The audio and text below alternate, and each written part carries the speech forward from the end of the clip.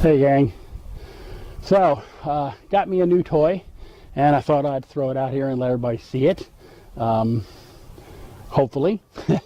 But this is a Lon Humphrey's Gunfighter Bowie. This thing is the cat's meow by far. It's got a forward finger choil. Great thing about it for me, it's a little bit over a 6-inch handle. Perfect. You can see where that fits on me. When I get handles that are 5 inches, they're really a little too small. So this is really good. Perfect. Big beefy knife. I mean, come on, and look at that.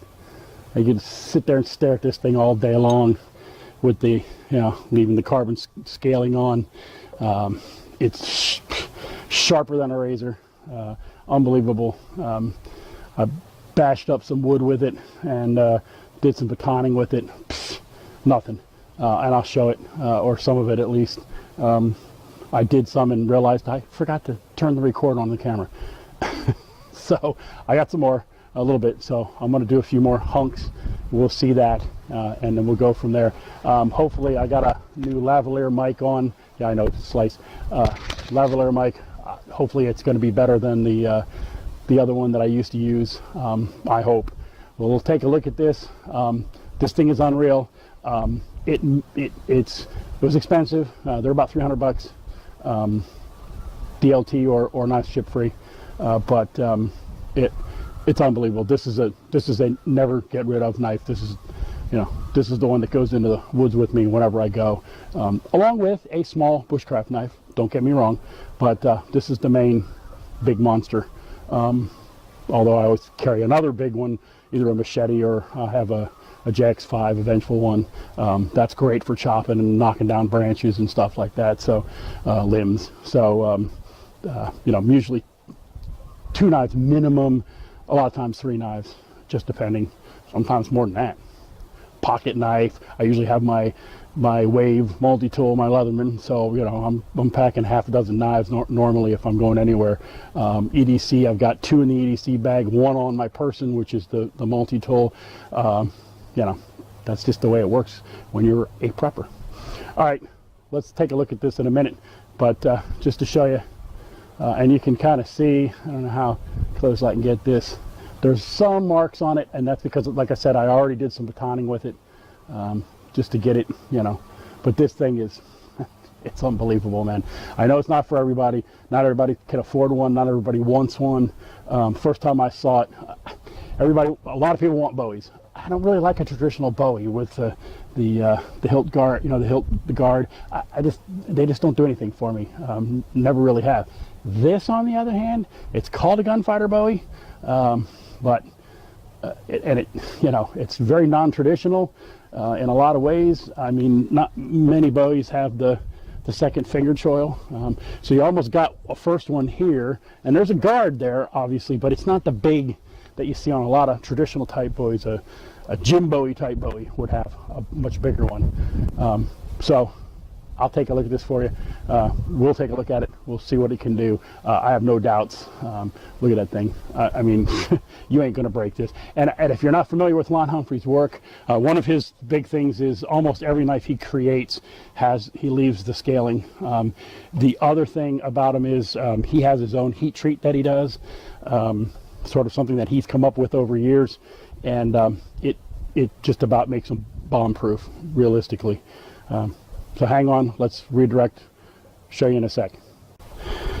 All right, so unfortunately this is really the only big one I have left. This stuff is oak, I think. It looks kind of like oak.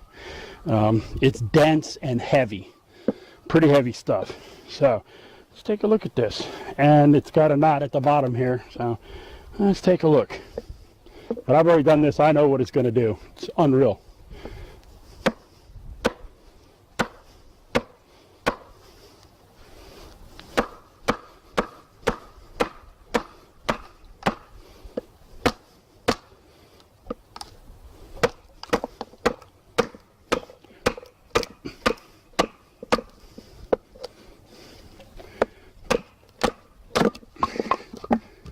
There you go.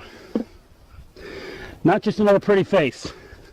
You know, it's a nice, and now I'm beating the crap out of it. It's got, too bad. That's what, you know, I didn't want a knife that's just a safe queen. I wanted something that was going to be, you know, I'm going to take out in the woods and I'm going to depend on it. And this is it for a big knife.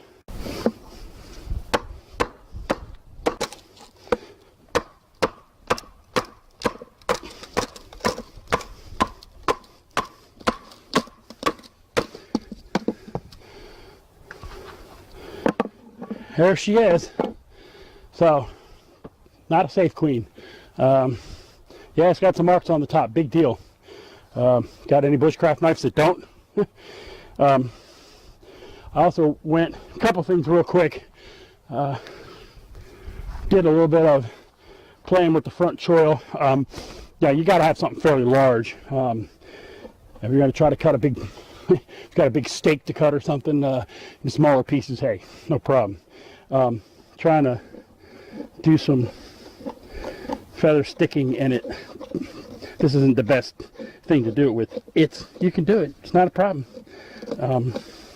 It's big and it's heavy, so it's not something you're going to want to try to do feather sticking with all day long, you know. But hey, it works. And if you just need to lop a couple of branches off somewhere, hey, you'll be able to do it, no problem. So I already played with this a little bit earlier. Like I said, there's a lot of wind out here. Sorry for that. It's one of those days. It's not a lot of clouds, a lot of wind, but it's not supposed to rain. But so anyway, forward. Whoops. And then the other thing was, and let me show you this real quick.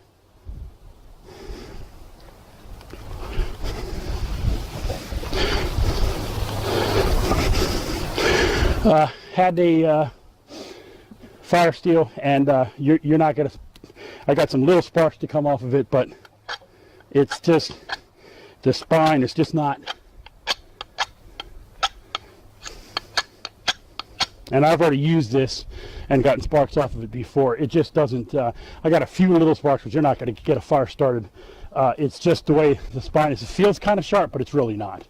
But you know, it's not meant for. It wasn't a bushcraft knife, obviously. So hang on one second, and we'll let me give you. We'll do a final here. Give you my thoughts. Hang on for just a sec. So anyway, great knife. I mean, you get a chance to get a Lon Humphrey knife, grab it. I have a feeling that he's been around for a while, but he's really starting to get popular, and I think at some point here he's going to be one of the well-known ones. His heat treat is supposed to be second to none. I could tell you right now, this thing is I mean, I went through a half a dozen good size diameter logs. Like I said, dummy me, forgot to push the record button. One of the things with this is you can see the volume moving. So I thought it was running, and it wasn't until I was 10 minutes into it before I realized, oh geez. So I had already done several, like 3 or 4, and I just did, you know, 1 and half and then in quarter for you just on tape here, so you'll see. But this thing is unreal. He normally, this is a natural micarta. He does lanyard hole. He does, so 2 pins plus the lanyard hole. He does a lot of them in different types of woods. He stabilizes his own wood in-house. So this is, I mean, under normal circumstances, I would have preferred to have a nice wood handle for something that costs what this cost. But on the other hand, I'm really surprised with the natural micarta. It really looked kind of good, and it's nice. It's grippy, especially with my mechanics wear gloves on here. So anyway, if you're looking at knives, he's got them all sizes. He's got one called a whitetail that's 2 and 5/8, I think, blade. So a little small pocket knife. He's got a couple of ones called a Rustic Bravo. There's a whole bunch of different ones that are, you know, whatever range you want up to. It's got these. Unfortunately, I got the last one I've been looking at for a while, and there were like when I first started looking, there were a couple on DLT. Those went. There were like four or five on Knife Ship Free, and one went, and another one went, another. Next thing I knew, I went in one night, and it was only one. I said, okay, that's it, got to do it. I've been kind of saving the money up and stuff, so I said, yeah, well, maybe I got to pay $4 or $5 because I can't pay the credit card bill off in 1 month, but oh well, too bad. Didn't want to lose out on it. But the thing is just, I mean, it's just unreal. And if you look at it, I'm sure you can see right now that I've burred it up a little bit on there because I've been beating on it with a piece of wood. Well, I don't care. You know, to me, that's just character. That's what you do with a knife. I don't grab knives and then not use them. You use a knife. That's what it's supposed to be for. It's for use, not for sitting on a wall somewhere or in a safe. So anyway, like I said, you could just stare at this thing all night long. I'm going to go stroke it anyways, even though it doesn't need it, because, oh well, why not? But anyway, it's look at Lon Humphrey stuff. Seriously, take a look at this stuff and really give it some serious thought, because this thing is unreal. It really is. It's a gorgeous knife.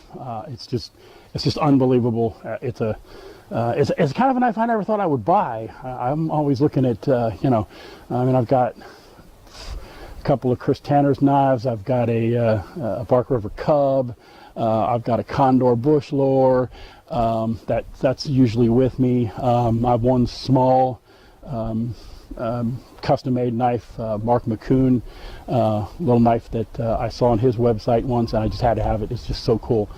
I haven't done anything on that yet. Maybe I'll do a video on that at some point. It's just really a small. Oh, getting some. Now it is raining, even though it wasn't supposed to. It's just a little drizzle. But I'm going to go ahead and pack it in, guys. But I'm telling you, Lon Humphrey's, take a look at his knives. And seriously, there's a bunch of them on Knife Ship Free and DLT. Yeah, just unreal. Just, you got to go look at some of his stuff and think. If you've always wanted a custom knife, and this stuff is, it's got a Facebook page, very active. He's active on the page, which is kind of unusual. Although Mike Stewart's the same way for Bark River, on their website. You can ask a question and he might actually answer it. So, and oftentimes he does. So, but same thing with Lon. So, good stuff. I'm telling you, this is an absolutely unreal knife. It's gorgeous. It's something I've always thought I would want to buy, and you know, didn't until now. So it's a great knife. Really, seriously, look Lon Humphrey's up. Really look Lon Humphrey knives up. You really want to do that, because these things are awesome. And you know, he may be at the status where it'll be almost impossible to buy one of his knives in a couple of years. So take a look. Great stuff. Unreal. Thanks a lot, guys. Thanks for looking. Thanks for watching. Like, share, and subscribe. I'll put a couple of links to DLT and Knife Ship Free for you down below too. But take a look at these. If you're in the market for a semi-custom knife, something that, you know, looks very custom, this is what you want to look at, seriously. And I've got Bark Rivers. Like I said, I've got a bunch of other knives. I look for utility, that kind of thing. And this is not just a pretty knife, although it is a pretty knife, but it's a user. No question about it. You saw it. Thanks, guys. Take it easy. Have a good one.